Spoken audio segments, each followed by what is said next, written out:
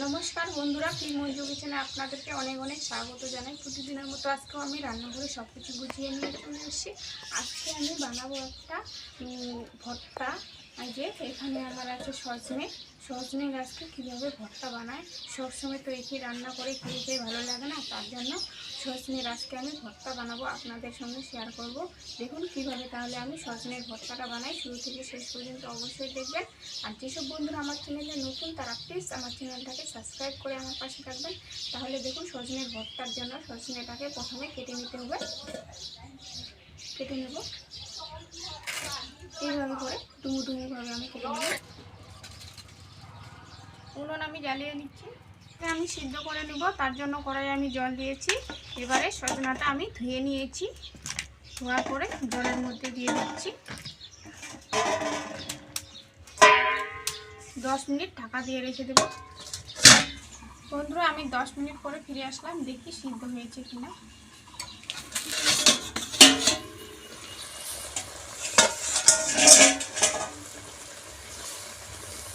এই যে সিদ্ধ হয়ে গেছে। এই যে একটা করে সজনা নিয়েছি আমি, আর এইভাবে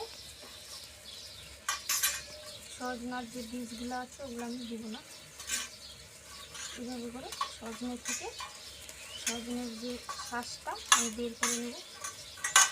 কত সুন্দরভাবে হয়ে যাচ্ছে।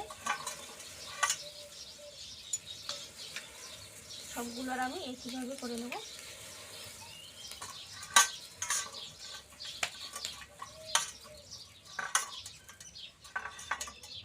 সজনে থেকে সমস্ত শ্বাস আমি বের করে নিলাম। এই সজনের ভর্তাটা বানানোর জন্য একটু শ্বাসযুক্ত সজনে লাগবে। একটু হাত দিয়ে এভাবে আমি চটকে নেব। আপনারা যদি শিলে বাটতে চান তাহলে সজনের যে বীজগুলো আছে ওগুলো দিতে পারেন। আমি শিলে বাটবো না, তার জন্য দিব না। এবারে আমি একটা কড়াইয়ের মধ্যে তেল দিয়ে দিব। শুকনো লঙ্কা ভেজে নেব।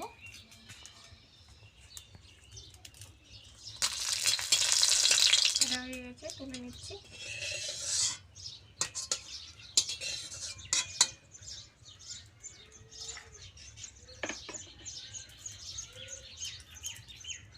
দুটো শুকনো লঙ্কা ভেঙে দিচ্ছি, আর দিয়ে দেবো 1/2 চামচ মতো সর্ষে। দিয়ে দিচ্ছি আদা কুচি, পেঁয়াজ কুচি। বন্ধুরা, পেঁয়াজটা আমি ভেজে নিয়েছি।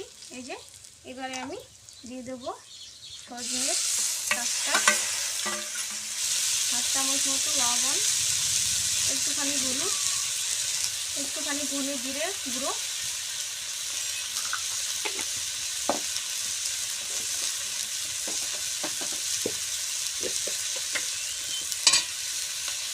হালকা একটু লঙ্কা গুঁড়ো। যেহেতু এখানে লঙ্কা আমি দিয়েছি বা আরও দেবো, তার জন্য দিলাম না বেশি।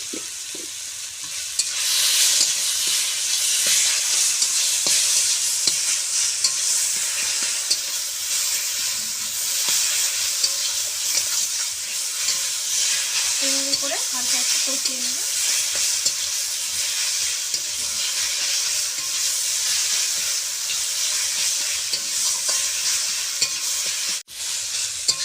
হয়ে গেছে ভর্তাটা আমার, এবার আমি নামিয়ে নেব।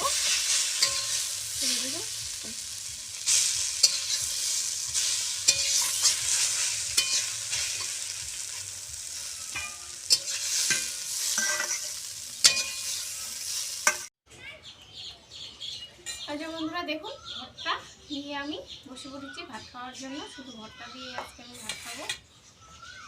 খুব স্বাদ হয়, খুব টেস্টি।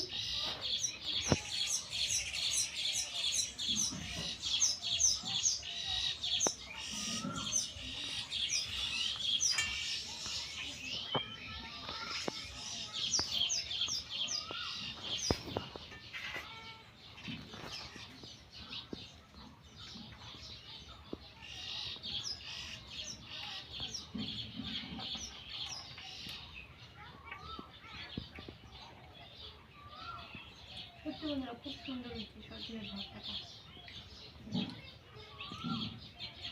আমার ভিডিওটা যদি ভালো লাগে থাকে তাহলে লাইক কমেন্ট শেয়ার করে দেবেন।